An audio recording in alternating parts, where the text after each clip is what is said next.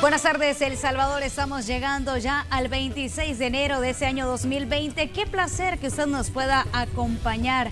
Buenas tardes, Celia. ¿Qué tal, Graciela? Como siempre, un gusto compartirle las noticias más destacadas de las últimas horas, lo que ha ocurrido tanto a nivel nacional como a nivel internacional. Desde ya la invitación para que se quede con nosotros y también para las personas que nos acompañen a través de las plataformas digitales. Le cuento que vamos a conocer todo sobre los deportes. También nos acompaña Zuli Rodríguez. Bienvenida, Zuli. Buenas tardes.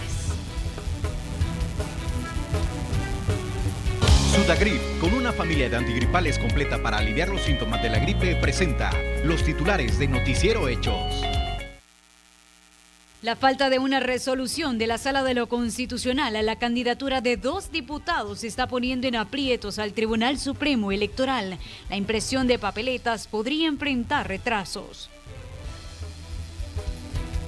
Representantes de iglesias temen que las pandillas interfieran en las próximas elecciones, sobre todo en zonas dominadas por estos grupos delictivos. Le tenemos los detalles. Funcionarios de gobierno se reunieron con representantes de colegios privados y empresarios de transporte escolar. Buscan una solución para salir de la crisis económica frente a la pandemia por COVID-19. La distracción al conducir fue la causa de un nuevo accidente de tránsito que dejó 7 personas lesionadas en Mijapa. Las víctimas se conducían en una unidad del transporte colectivo. Ya le contamos. En Estados Unidos, aunque avance el proceso de vacunación, hay caos en diferentes estados por el colapso en la asignación de citas. El sistema no está dando abasto. Ese país ya sobrepasa los 25 millones de contagios.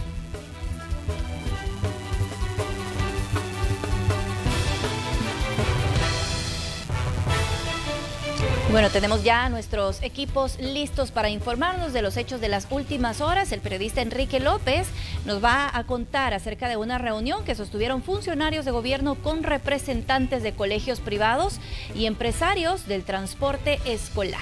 Pero iniciamos con la periodista Ileana Leiva y nos tiene información relacionada a la preocupación que expresaron los representantes del Foro Ecuménico del Consejo Latinoamericano de Iglesias por la violencia en algunos sectores y el proceso electoral.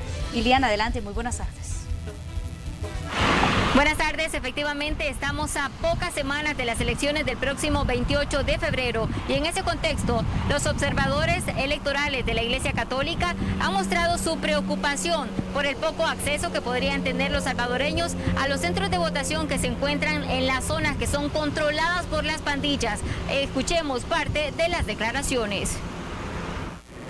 Hay un dominio, un control de las pandillas.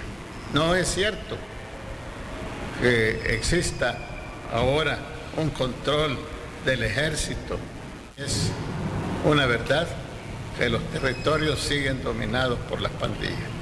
Y es peligroso ahora porque en las elecciones, entonces los partidos no van a poder entrar con libertad, salvo que tengan el salvoconducto, tengan el permiso de las pandillas. Tengo la experiencia de Soyapango, he estado como observador en esos lugares y ahí prevalece mucho la pandilla, hay presiones de determinadas pandillas para que se vote por determinado partido. Además, hicieron un llamado a los partidos políticos a cesar la violencia y a la población a que pueda razonar a quién le da su voto. Bien a los candidatos del legislativos, municipales y al Parlacen, a que haya una reconciliación. Las iglesias somos precursores de paz y de justicia y hacemos este llamado a todos los políticos a que dejen de usar ese discurso de pelea, de odio, de rencor. Y gracias a que ahora existe esa modalidad de poder votar por rostros. Y así, por favor, hagámoslo. Así vamos a estar seguros a las personas que elegimos. Porque si lo hacemos por partido, nos vamos a equivocar. No sabemos por quién votamos. Por otra parte, explicaron que ya cuentan con plan de observación electoral para este 28 de febrero, el cual será de forma virtual y presencial, delegando al menos a 60 observadores en los diferentes centros de votación. Con esta información regreso con ustedes. Feliz tarde. Igual para ti, Ileana, feliz tarde y gracias por compartirnos la información. Y en más temas electorales, hay preocupación en el Tribunal Supremo ante un posible atraso en el calendario electoral. Quienes esperan en tiempo una resolución de la Sala de lo Constitucional con respecto a la inscripción de candidatos a diputados. Las planillas correspondientes a 2 candidatos a diputados por San Salvador fueron inscritas con solo 3 votos de los magistrados del Tribunal Supremo Electoral, en medio de una controversia por la interpretación de la ley al interior del órgano electoral. Unos alegan que se requiere mayoría calificada, mientras que el magistrado Noel Orellana sostiene que el Código Electoral no establece con cuántos votos aprobar una inscripción y decidieron resolver con una mayoría simple. Yo en lo personal, que he recurrido con mi voto para avalar esa candidatura, estoy consciente que lo he hecho de acuerdo a la ley, no viendo cara, no viendo personas, sino que viendo la legalidad que se ha seguido para la inscripción de esta candidatura. Pero una candidatura se encuentra en la cuerda floja por una demanda de inconstitucionalidad presentada. De acuerdo a los magistrados, hay preocupación en el ente colegiado. Mientras la sala no resuelva, el proceso de impresión de papeletas se mantiene en pausa. Esto puede causar retrasos en el calendario electoral, ya que el 7 de febrero es la fecha límite para la elaboración de los paquetes electorales que serán distribuidos un día después. Nosotros inclusive hemos recibido una correspondencia por parte de la imprenta que está elaborando las papeletas y nos han externado la preocupación que ellos tienen, porque nosotros como Tribunal Supremo Electoral tenemos hasta el 7 de febrero para que esas papeletas ya estén elaboradas a esa fecha. Yo decía que puede faltar cualquier cosa en este proceso electoral, pero sin las papeletas no habrían elección. De acercarse la fecha fatal, los magistrados ordenarán la impresión de las papeletas. Si la sala resuelve luego del 7 de febrero, se buscará una salida legal, aseguró la magistrada presidenta, sin precisar los detalles. Yo soy muy respetuosa de las resoluciones de la sala, para mí son vinculantes. En el momento en que ellos resuelvan, nosotros, independientemente de cómo esté el proceso, se va a verificar. Pero la impresión de papeletas para este caso no puede paralizarse porque tenemos una fecha donde va 28 de febrero para la elección. En este caso tenemos que estar en ese tiempo. Actualmente el calendario electoral se desarrolla en tiempo con la capacitación de quienes conformarán las juntas receptoras de votos y la impresión del 100% de las papeletas para el Parlacen, un 75% para la Asamblea Legislativa, mientras que los consejos municipales se encuentran en diagramación. Con imágenes e informe de Enrique López, Noticiero Hechos. Y ya que estamos hablando de las elecciones, vamos a conocer las propuestas de una de las candidatas a diputadas por el partido Vamos. En tiempos preelectorales en donde surgen propuestas a los problemas de país, como es el endeudamiento, que ha llevado a El Salvador a posicionarse en el primer lugar a nivel regional y al cuarto a nivel latinoamericano con la mayor deuda. Una situación que puede solucionarse, sostiene la candidata a diputada por Vamos, Claudia Ortiz. Y esto a través de sanciones más severas para quienes evadan al fisco y propone la creación de un impuesto al patrimonio. En un esquema que sea arriba del $500,000 y que tenga una escala, entre mayor sea el patrimonio, pues un porcentaje un poco mayor, y entre menor sea el patrimonio hasta un tope hacia abajo de $500,000, un porcentaje menor. Creemos que como hay en otros países más avanzados en este tema, debe haber un cobro preventivo cuando una persona está señalada de evasión de impuestos y está en ese proceso sancionatorio, de manera que Hacienda pueda retener el monto o un cierto porcentaje del monto que se señala como evasión para que pues le interese más a esta persona probar la inocencia. La corrupción es otro problema que se ha tratado de combatir. El país ocupa la posición 113 a nivel mundial según los resultados del Índice de Percepción de Corrupción 2019. Y una respuesta a ello es que estos delitos no prescriban. Actualmente solo se puede judicializar mientras no haya pasado una década. Sería necesario presentar una reforma al Código Penal de manera que haya una cláusula dentro del Código Penal donde indique qué tipo de delitos no prescriben. Actualmente dice el Código Penal que no prescriben los delitos de lesa humanidad. Entonces, en ese artículo habría que agregar también los tipos de delito de corrupción que tampoco prescribirían. Aunque por el momento no se ha definido el monto de una pensión que podría ser justa para la población, la candidata habla sobre cómo sería el manejo del dinero desde las AFP. Un requisito que vaya amarrado al tipo de efectividad y de retorno que tiene la inversión de nuestros ahorros de pensiones, de manera que la comisión dependa también, o el porcentaje que se cobre de la comisión dependa de qué tan buen rendimiento tengan las pensiones. De manera que si la inversión ha dado más retorno, pues la comisión pueda ser mayor. Ortiz es clara y rechaza la legalización del matrimonio de personas del mismo sexo, pero sí a la unión libre, que incluya derechos patrimoniales y de protección social. Creemos que es un tema también relacionado a cómo se garantiza en la niñez cómo se garantiza en la niñez también el esquema de una familia que les pueda brindar un desarrollo integral, ¿verdad? Entonces, el matrimonio podría abrir la puerta a las adopciones. Y eso creemos que ya es un tema bastante delicado, puesto que no hay un derecho a adoptar necesariamente, es el derecho a ser adoptado. De igual forma, aseguran que la legalización del aborto no es la respuesta a problemáticas como los embarazos en adolescentes, sino la educación sexual y políticas en caso que la vida de la madre esté comprometida. Se espera que los plazos de paternidad sean de 1 mes y de maternidad de 6 meses, según la candidata a diputada Claudia Ortiz. ¿Verdad? Personas que han sido violentadas sexualmente, también creemos que el Estado debe dar un acompañamiento sumamente cercano y un apoyo psicológico, económico incluso. Puede ser caro, ¿verdad? Implementar programas de eso, pero es más caro y está siendo más caro no hacerlo. Entonces, definitivamente que debemos priorizar cuando estamos viendo futuro y queremos que haya más niñas en las escuelas, que las niñas no dejen de trabajar, que no dejen de estudiar porque tienen que empezar a trabajar, o dejan de estudiar y trabajar en un futuro porque tienen que cuidar a un niño o un bebé, ¿verdad? Esas son algunas de las propuestas de la candidata por Vamos. Ortiz buscará llegar a la Asamblea Legislativa representando al departamento de San Salvador. Con imágenes e informe de Marcela Rivera.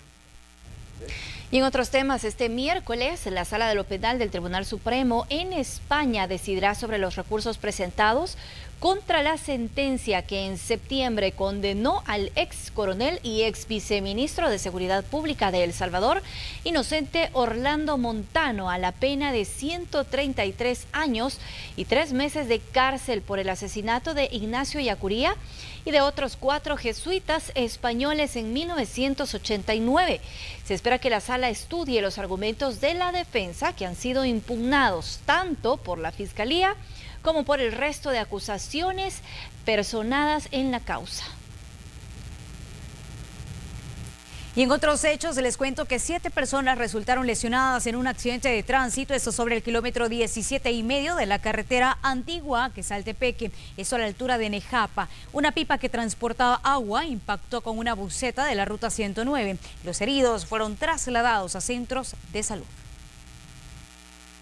Veníamos en la filita, veníamos normalmente, de repente vi que venía algo en velocidad, con bastante velocidad esta bola de la pipa, y de repente vi que agarró para donde vi que iba encima de mí, medio me lo quité de encima, no porque, a ver, ¿qué más hubiera pasado? Serían 7 personas lesionadas, incluyendo el conductor de la pipa. Los otros 6 salieron lesionados de la ruta 109E, que venía en los rumbos de poniente a oriente, y la pipa se recarga al carril izquierdo, al carril contrario, y es donde colisionan, la distracción del conductor. ¿La distracción sería la principal causa? Sí, la principal causa.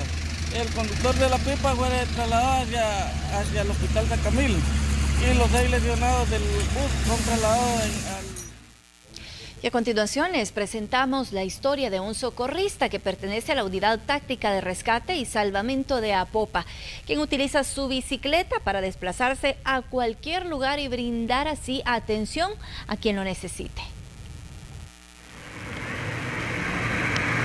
Atento ante cualquier emergencia y dispuesto a brindar ayuda a quien lo necesite. Es la misión de Kevin, quien forma parte de la unidad ciclística de primeros auxilios de Apopa.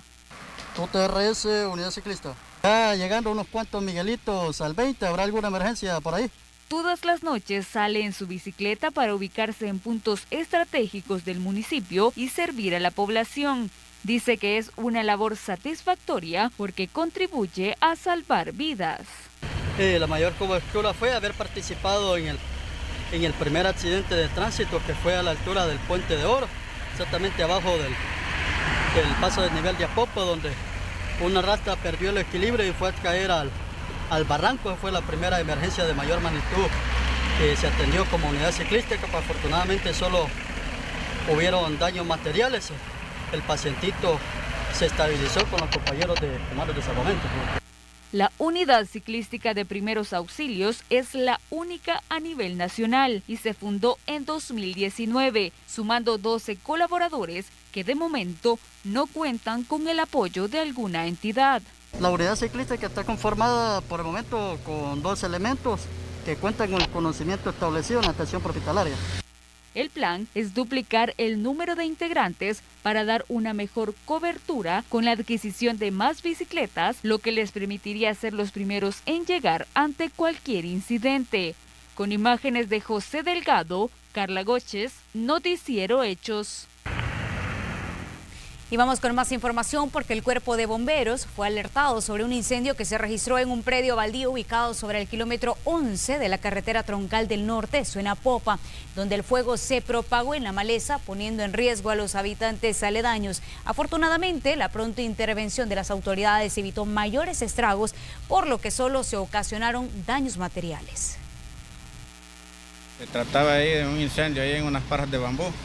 Y una maleza y hojarascas de las pajas de bambú que tomaron fuego y que amenazaba ahí con propagarse a una vivienda, y por eso venimos a extinguir el incendio inmediatamente.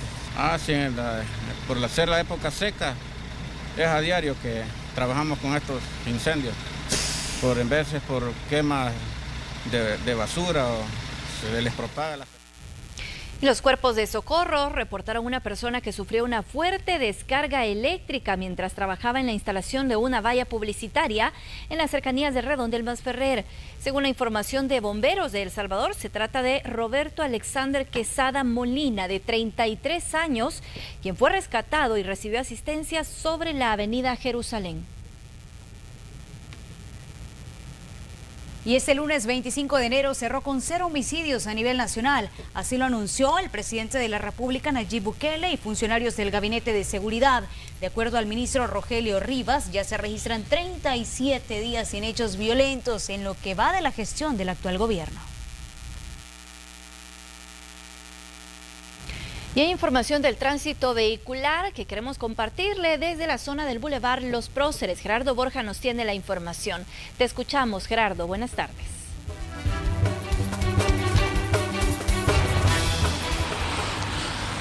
Gracias. A esta hora un informe del tráfico desde el Boulevard de Los Próceres. Vamos a iniciar hablando del carril que conduce de occidente hacia San Salvador. Quienes van buscando incorporarse a la autopista Comalapa también, o se van a dirigir hacia la 49 Avenida Sur. Por lo menos en este tramo podemos apreciar una carga de vehículos sin complicaciones, bastante fluida en este sector. Asimismo, el carril que lleva hacia el occidente del país, quienes van hacia Santa Tecla, hacia la Manuel Enrique Araujo, un panorama bastante similar. Asimismo, también quienes se dirigen hacia el Boulevard Monseñor Romero, que son los conductores que vienen a esta hora de la 49 Avenida Sur y de la autopista a Comalapa, buscando pasar sobre el Boulevard de Los Próceres. Un panorama, miren, sin complicaciones, así que tómalo en cuenta. Si usted tiene que salir a hacer cualquier diligencia por este sector, una muy buena opción, una muy buena hora para que usted se pueda desplazar en cualquiera de los sentidos. Tómelo en cuenta, así el tráfico con estas imágenes. Yo les regreso la señal hasta los estudios. Muy buenas tardes. Gracias, Gerardo. Buen punto para transitar a esta hora. Y también es importante que conozcamos cuáles son las perspectivas climáticas para las próximas horas. Y lo hacemos con David Pichinte, quien es el meteorólogo de turno. Adelante, David. Buenas tardes. Como podemos apreciar en esta imagen de satélite, tenemos un frente frío acercándose a la porción noroeste del Golfo de México. Además, también tenemos el flujo del este bastante acelerado, en parte por un anticiclón que tenemos al norte de la Española, que está impulsando una masa de aire seco sobre Centroamérica. En capas altas todavía se ve bastante nubosidad alta, pero en capas medias y bajas tenemos esta inyección de aire seco, lo que no permite la buena formación de nubosidad. Esto será aprovechado, como dije anteriormente, por anticiclones al norte de la Española, que mantienen acelerado el flujo del este, la zona de convergencia bastante al sur, sin tener influencia sobre nosotros. Por lo tanto, para hoy tampoco estamos esperando precipitaciones. Tal vez afuera de la costa podrían presentarse algunas lluvias o chubascos ligeros, que esto puede afectar a los pescadores artesanales, así que atención a esta condición. En cuanto a las temperaturas, durante esta tarde se mantendrán muy cálidas, como vemos en este mapa, con rangos en San Salvador que podrían alcanzar entre 30 y 31 grados Celsius, en la zona costera entre 33 y 34, y San Miguel podría alcanzar hasta 37 grados Celsius, manteniendo un confort térmico, como vemos en esta imagen, hacia el occidente bastante cálido y hacia el oriente más cálido todavía, incluyendo algunas zonas de costas. Mañana en la madrugada las temperaturas sembran frescas, con rangos entre 19 y 21 grados Celsius y en la zona costera entre 22 y 24 grados Celsius. Gracias, David. A hidratarse mucho, sobre todo en el transporte escolar, que resultaron afectados durante la pandemia. Autoridades de Bandesal y del Ministerio de Educación analizan las propuestas que serán presentadas al Parlamento para reformar la ley de Firempresa. Para más detalles nos enlazamos con el periodista Enrique López. Buenas tardes, Enrique, te escuchamos.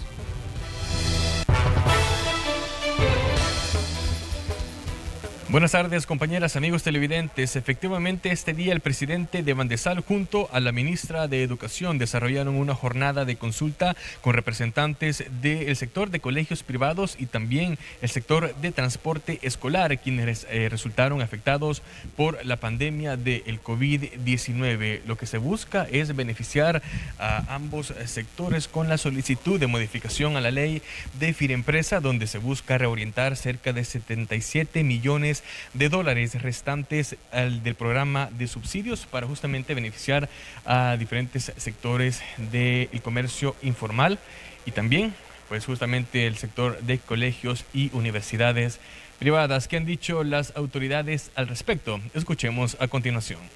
Ya está ese dinero en manos de Bandesal, estamos listos para ejecutarlo, simplemente vamos a requerir la reorientación por el legislativo, que esperemos que esto no se meta en el debate ni en la calentura política del momento, sino que entiendan que es una urgencia, que tenemos que salir en auxilio de estos centros escolares, de nuestros colegios privados, y Dios mediante pronto estaremos dándoles este auxilio económico que tanto están demandando.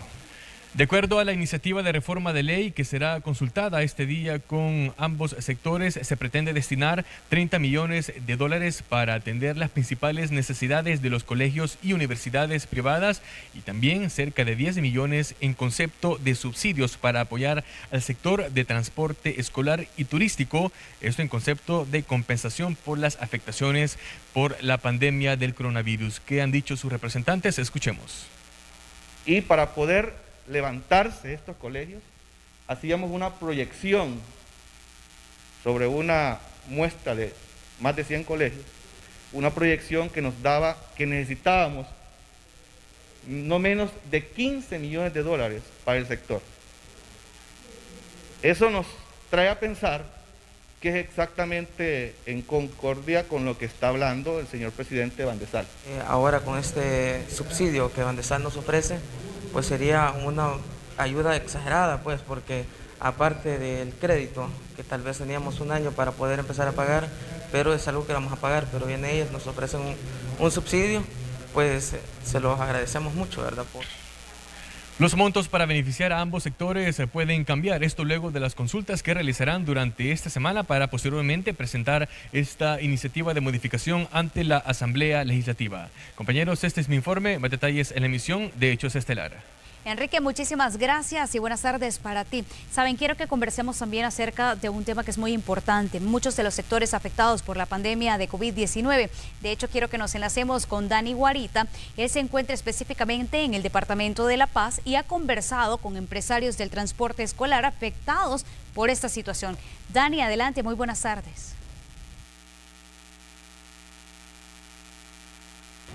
Buenas tardes, compañeros y amigos televidentes. Comentarles que el sector del transporte escolar se ha visto afectado por la situación de la pandemia del COVID-19. Esto sumándosele que este año 2021 el regreso a clases inició de forma virtual para los estudiantes, lo que significa que ellos siguen en la espera de poder prestar sus servicios de transporte escolar y con ello llevar el sustento a sus hogares. Escuchemos.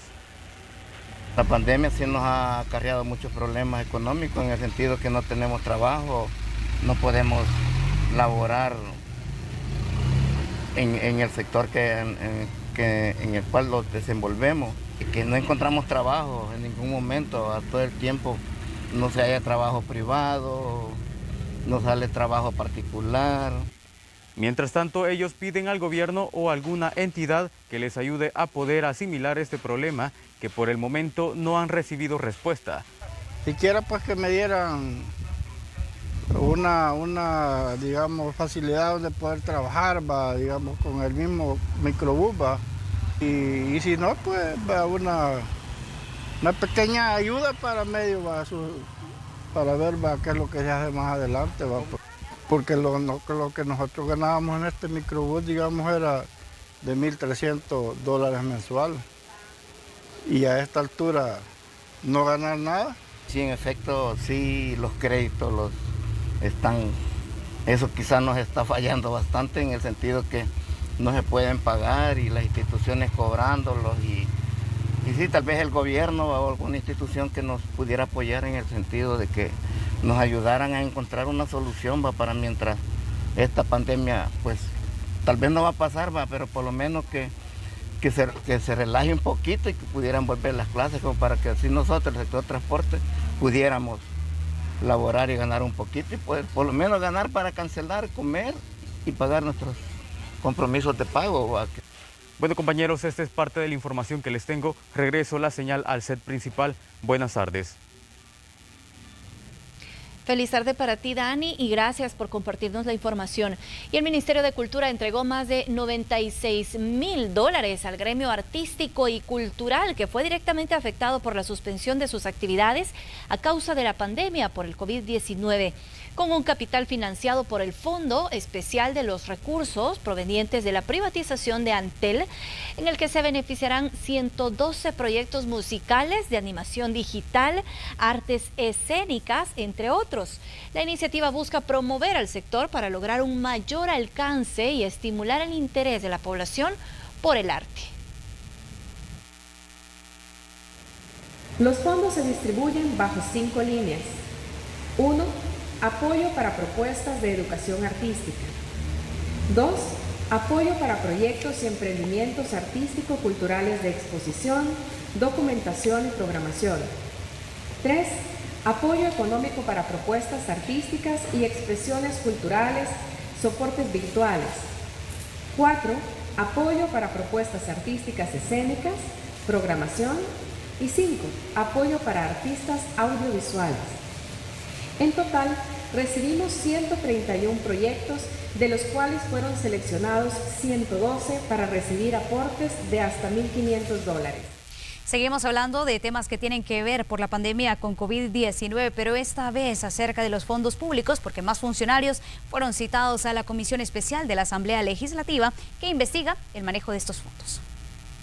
Infectólogos no recomiendan al gobierno la compra de la vacuna contra COVID-19 de la farmacéutica AstraZeneca porque no cumple con los estudios necesarios que comprueben su eficiencia. Sin embargo, la Dirección Nacional de Medicamentos defendió la decisión y reiteraron el permiso para una vacunación masiva. En este momento no, en este momento 25 de enero no, hasta que pueda suplir todas las falencias que tiene desde el punto de vista científico para demostrar su eficacia, ¿no? La DNM ha realizado todas las actuaciones necesarias para garantizar la salud, la vida y la integridad física de nuestros hermanos salvadoreños. Así que la población no puede tener miedo. Esta vacuna no está en investigación. Esta vacuna puede ser utilizada.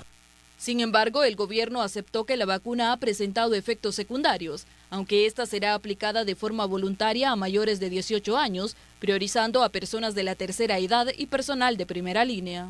Enrojecimiento en el sitio de aplicación, ¿verdad?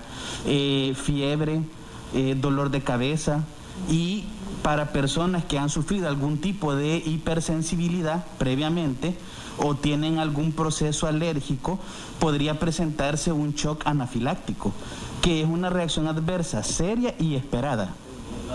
Mortal, por cierto, podría ser mortal. Depende de cómo se monitoree, ¿verdad? Estas declaraciones fueron brindadas en la Comisión Especial para investigar las irregularidades del Ejecutivo para enfrentar la pandemia, donde el infectólogo Iván Solano mostró su desacuerdo con las cabinas de vacunación. Sí, no estoy de acuerdo en la creación de estos centros de vacunación, en primer lugar porque no hay una justificación técnica, ¿verdad?, del por qué debe crearse centros especiales. Acá también se vivieron momentos tensos entre los diputados y el funcionario de gobierno por cuestionamientos sobre el incremento en el costo de las mascarillas durante los meses más críticos de la pandemia. La Dirección General y menciona Dirección Nacional de la Dirección General Nacional de Medicamentos. Mejorar precios, productos, regular y todo lo demás. Usted lo mencionó. Creo que si hubieran puesto atención. Gracias. Por el tema de las palabras que estamos utilizando. Por el orden. Yo le pido más respeto, porque yo lo he respetado. No, claro. Es decir, perdón. ¿En qué momento he faltado el respeto? A ver. Perdón. A ver, no nos vamos a prestar a un circo romano. Aquí no es circo. Por favor, les pido respeto a ambos. La tensión se prolongó, esta vez con la diputada Elizabeth Gómez, quien preguntaba sobre la autorización de la compra de hidroxicloroquina. No puede ser que aquí en la Asamblea Legislativa vengan funcionarios de gobierno al estilo del presidente Nayib Bukele a insultarnos, porque esto es un insulto. Me siento agraviada, me siento irrespetada. Respecto al irrespeto, yo solo pedí el hecho de que fueran preguntas precisas y yo me dirigí a usted para efecto de orden porque usted preside aquí. Los parlamentarios seguirán citando funcionarios para que expliquen el uso de dinero durante la emergencia. En las últimas semanas las tensiones han aumentado cuando se aborda este tema. Con imágenes de Ricardo Tobar, Rocío Cruz, Noticiero Hechos. Y hasta Puerto Parada, en Usulután, vamos a enlazarnos con Stephanie Castillo, que nos tiene detalles de la inauguración de nuevas obras de infraestructura que pretenden mejorar y dar un impulso al turismo. Stephanie, te escuchamos.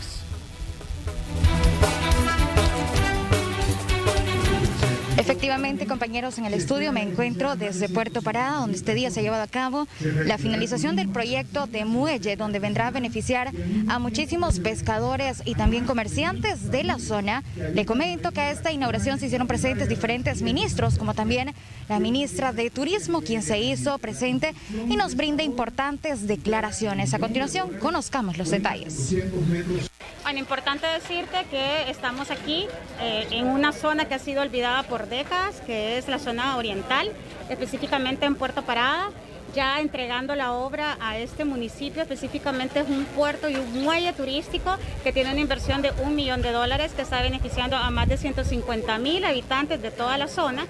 Y esto es bien importante decirlo porque venimos justamente en septiembre 2020, en medio todavía que estamos del COVID-19, y siendo así hemos trabajado 24 horas, 7 días a la semana, como nos ha indicado el presidente Nayib Bukele, para poder hacer esta entrega de obra. Ahora la parte que nos corresponde ya está entregada y por supuesto, como lo dijeron muy bien representantes de las comunidades, tanto de aquí de Puerto Parada como aledañas, ahora falta todo el trabajo interinstitucional y todo el trabajo de la comunidad. Esta es parte del programa emblemático Surcity, ya de la fase 2 de Surcity. La fase 1 es en La Libertad. Ahí pronto estaremos anunciando la construcción de nuevo muelle en la fase 1 de Subcity y además también toda la remodelación que estamos haciendo en el malecón del Puerto de la Libertad y por supuesto todo esto conectado con todas las obras de infraestructura que esté realizando el Ministerio de Obras Públicas, que lo estamos interconectando con cada una de estas obras que estamos haciendo desde el Ministerio de Turismo y por supuesto con los otros ministerios del gabinete del presidente Nayib Bukele.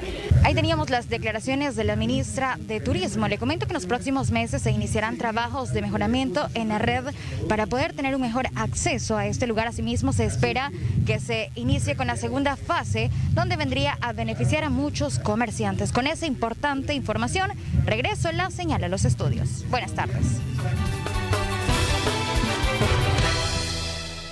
Es momento de actualizar la información de carácter internacional. Les contamos que en Honduras hay diversas reacciones, esto tras señalamientos en contra del presidente Juan Orlando Hernández de tener nexos con el narcotráfico. Incluso han habido protestas en las calles. Nos enlazamos con el periodista Fer Guevara, que nos cuenta. Adelante, Fer, buenas tardes.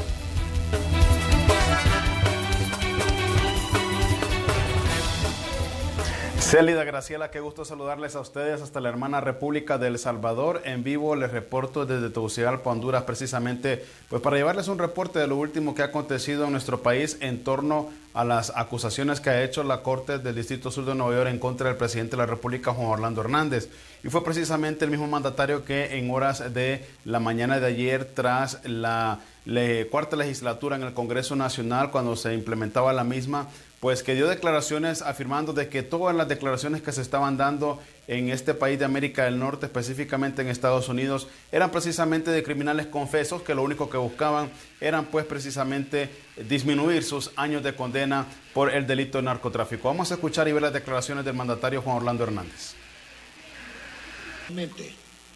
Tengo que admitir que me sorprende cómo las declaraciones de criminales, asesinos confesos, tengan la igualdad de la credibilidad de la de un gobierno, de una gestión que a través de los hechos y no palabras, de los hechos contundentes, ha sido el único que ha tenido el valor de enfrentarlos en la historia de este país y de buscar la colaboración y ayuda del gobierno de Estados Unidos.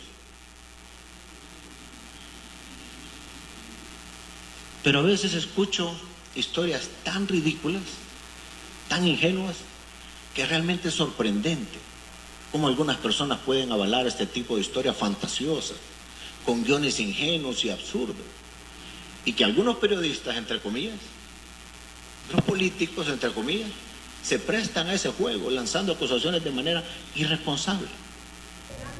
Bien, eran las palabras del presidente de la República de Honduras, Juan Orlando Hernández, cuando pues mencionaba lo que precisamente se ha mencionado en los últimos días a nivel internacional, algunas acusaciones que se le han hecho por el delito de narcotráfico y que él mismo estaría siendo involucrado, según declaraciones de algunos delincuentes que están siendo pues acusados precisamente actualmente en Estados Unidos. El presidente de la República manifestó a través de sus palabras en la cuarta legislatura del Congreso Nacional de que estas son palabras completamente falsas y que por supuesto entre el cielo y la tierra no hay nada oculto, que él no tiene absolutamente nada que esconder y estará dispuesto a cooperar con las autoridades de ser necesario en un futuro. Graciela, Célida, este es el reporte que les puedo enviar en vivo hasta ahora desde Honduras. Retorno con ustedes a los estudios principales hasta El Salvador. Es un gusto.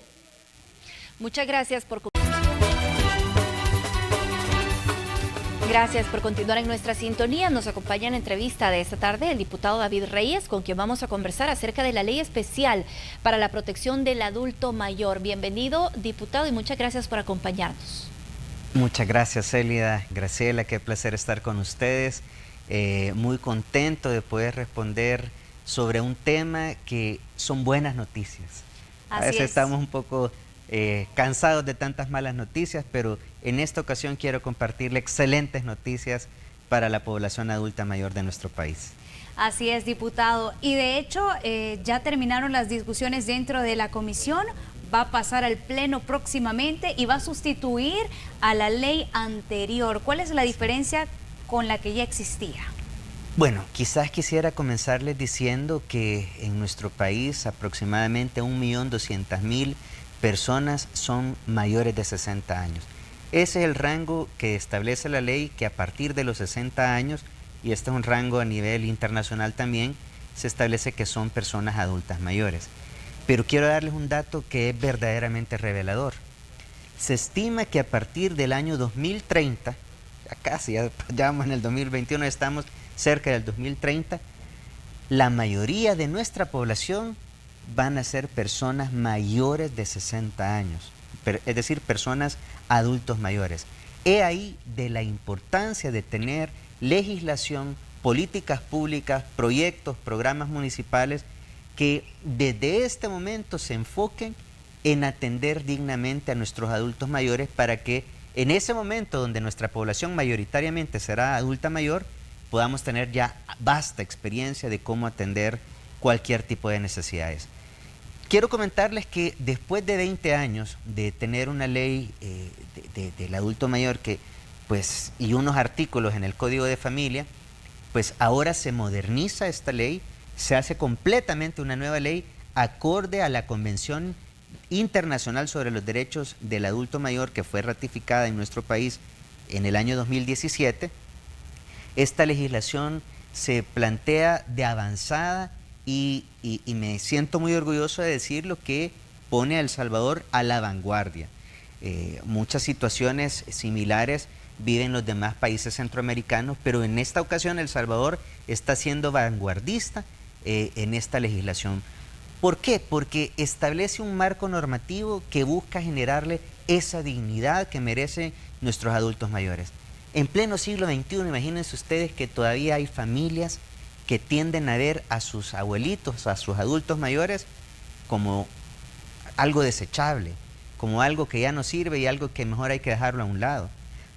Peor aún, centros de atención para el adulto mayor, algunos llamados asilos, donde viven adultos mayores que los tienen amarrados a sus camas, porque no quieren que se les pierdan, no quieren que salgan, o porque es más fácil tenerlos ahí y no tener que estarlos cuidando. De esa forma tan malvada, tan perversa, se atiende en muchas ocasiones a nuestros adultos mayores. Con muchos adultos mayores también, diputado, en las calles pidiendo limosna porque no tienen una fuente de ingreso. Correcto. A mí me gustaría saber en términos prácticos cuál es la diferencia y cuáles serán los beneficios para los adultos mayores que no encontramos en la legislación anterior. Bueno, fundamentalmente el enfoque de la anterior legislación era un enfoque asistencialista. Ahora vamos a tener un enfoque donde el adulto mayor tiene plenos derechos y es un sujeto de derecho como debe de ser siempre cualquier ser humano. Otorga incentivos directos al adulto mayor, por mencionarte algunos, van a tener el beneficio de que solamente se les cobre la mitad del pasaje en el transporte colectivo. Otra cosa que va a quedar expresamente prohibido, ustedes han visto cuando se anuncia una oportunidad laboral, dice que no tiene que ser personas mayores de tanta edad. Ahora eso queda completamente prohibido, porque es una discriminación. Es decir, el adulto sigue siendo productivo, sigue teniendo una amplia experiencia y puede aportarle en el desarrollo económico de nuestro país también. Por mencionarles algunos, les decía también que la ley establece sanciones para estos centros de atención al adulto mayor que maltraten, que lastimen o que cometan cualquier tipo de abusos. Las sanciones pueden ir entre 1 a 10 salarios mínimos e inclusive el cierre total del lugar. Diputado, otra cosa. Ya que estamos hablando de esto, y perdón que lo interrumpa, sabemos que los beneficiarios son los adultos mayores, quienes Correcto. estarían obligados a cumplir la ley, porque tiene que ver con la familia también. Totalmente. Y si van a haber sanciones para las familias. Bueno, establece la responsabilidad de la familia, pero también del Estado. Ya tú mencionabas, Célida, de a todos estos adultos mayores que andan deambulando en las calles. La responsabilidad del Estado es importantísima y por supuesto que de la familia también, de atender con dignidad a los adultos mayores. La ley establece un marco normativo de alrededor de 125 artículos que desarrolla el acceso a la salud, acceso a la recreación, al ámbito laboral, sobre todo a la no discriminación hacia el adulto mayor. Lo desarrolla ampliamente. Diputado, ¿cuáles son las garantías de que efectivamente esta ley se va a cumplir? Porque tenemos otras leyes. Usted mencionaba sobre los adultos que viven en las calles, que son indigentes, que no tienen un ingreso. Ocurre exactamente con los niños. Tenemos leyes que protegen a la niñez. El tema es que no siempre se cumplen. ¿Cómo se garantiza que esta nueva ley que se estaría aprobando sí va a tener un estricto cumplimiento y la situación de los adultos mayores en general en el país va a cambiar?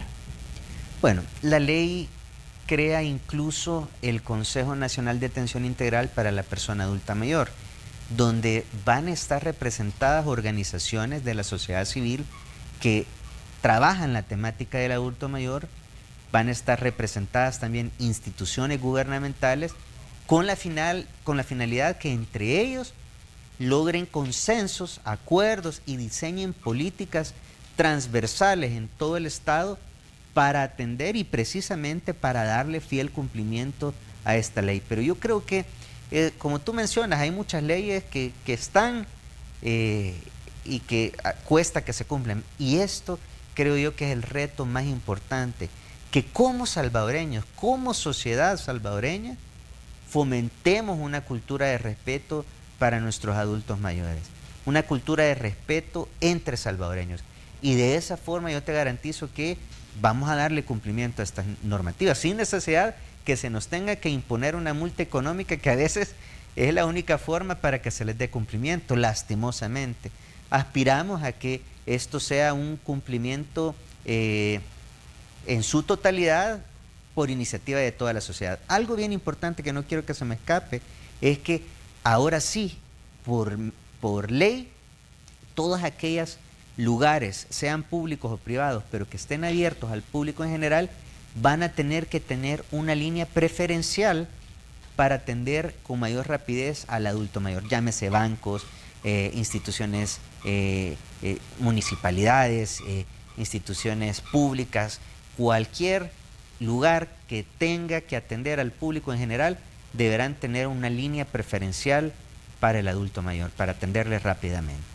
Diputado, ¿se destina algún tipo de recurso económico de parte de las autoridades gubernamentales hacia el adulto mayor? Y me gustaría que nos ampliara un poquito más, porque de pronto hablar incluso de los asilos es bastante amplio, pero también sabemos que los costos son elevados y no es igual a una persona que tenga difícil acceso a ellos. Por eso es que me gustaría relacionar ambos temas.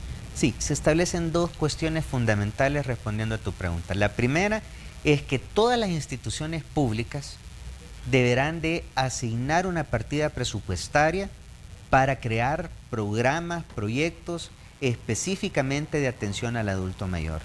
Eso, de esa manera nos aseguramos que en cualquier institución pública existe el financiamiento para que ninguna tenga excusa de no atender con dignidad al adulto mayor. Y por el otro lado, la ley contempla una serie de incentivos para inversionistas nacionales o internacionales, públicos o privados, para establecer centros o inclusive consultorios u hospitales gerontogeriátricos, que son la profesión que conoce cuáles son las necesidades en salud del adulto mayor. Imagínense que en nuestro país existen aproximadamente de 2 a 5 especialistas gerontogeriátricos que son los únicos que atienden a nivel nacional a esta población. La ley establece también incentivos para que las universidades, dentro de sus carreras profesionales, puedan desarrollar no solamente diplomados o profesiones enfocadas específicamente en atender a la población adulta mayor. Esto es bien importante porque sí requiere ciencia, sí requiere formación académica para poder atender debidamente al adulto mayor. Es una ley bien ambiciosa, la verdad, como ustedes lo pueden ver. Y una buena noticia, usted lo mencionaba precisamente ahora que estamos en el mes del adulto mayor. Diputado, ¿a partir de cuándo esta ley podría ser una realidad en el territorio salvadoreño? Bueno, ahorita estamos siguiendo el debido proceso de formación de ley. Ya el trabajo de la comisión que tengo el honor de presidir ya finalizó. En estos momentos ya enviamos el dictamen con las firmas requeridas, dando el aval de todos los grupos parlamentarios para que sea programado en una sesión plenaria y lo podamos aprobar ya como ley de la República. Por supuesto que después se tiene que enviar al presidente de la República. Lleva todo un proceso y se lo consultaba precisamente porque estamos ya en un periodo electoral y parece que hay varios temas que siempre se van dejando para después. Pues no en este caso. En este caso había un compromiso y el compromiso se ha dado cumplimiento y ahora pues estamos a expensas nada más que la Junta Directiva lo agende, porque pudiera ser que en esta semana incluso, pues desconozco si la Junta Directiva ya sesionó, pero siempre antes de cada sesión plenaria sesionan para establecer la agenda. Ya el dictamen se envió y yo esperaría que esta semana, primero Dios, pueda ser ya agendado en la sesión plenaria o a más tardar en la próxima. ¿Y qué es lo que dicen los cabildeos? ¿La mayor parte de diputados estaría a favor de aprobarla cuando baje al Pleno, diputado? Totalmente. Esta es una ley que ha sido ampliamente consultada con organizaciones de la sociedad civil, instituciones públicas, diferentes diferentes ministerios del gobierno, en fin, y pues los partidos políticos que han participado en la comisión, que son todos, por supuesto que han dado su aval, ya estamparon su firma en el dictamen y como te repito, es nada más seguir el debido proceso de formación de ley. Por supuesto, una vez sea aprobada en la Asamblea, esto tiene que llegar a manos del presidente de la República y yo creería pues que siendo una ley tan positiva para el adulto mayor, veo que exista algún tipo de renuencia de no querer sancionar una iniciativa como esta. Diputado, hablando de la agenda para la próxima sesión plenaria, hay un recomendable y me gustaría que nos hable más al respecto de esta solicitud que se ha hecho, de esta petición de darle la oportunidad a los adultos mayores para que en el proceso de la votación, que está ya muy próxima a realizarse, ellos tengan pues el tiempo indicado durante la mañana y que se les permita hacer su proceso de votación sin mayores dificultades, considerando también que estamos todavía en medio de una pandemia. Sí, es que resulta que en la historia reciente de nuestro país nunca habíamos tenido un proceso de elecciones bajo una pandemia y ambos, bueno, todos sabemos más bien que las personas que son más vulnerables al contraer esta enfermedad son las personas adultas mayores, aquellas personas que tienen alguna enfermedad crónica incapacitante.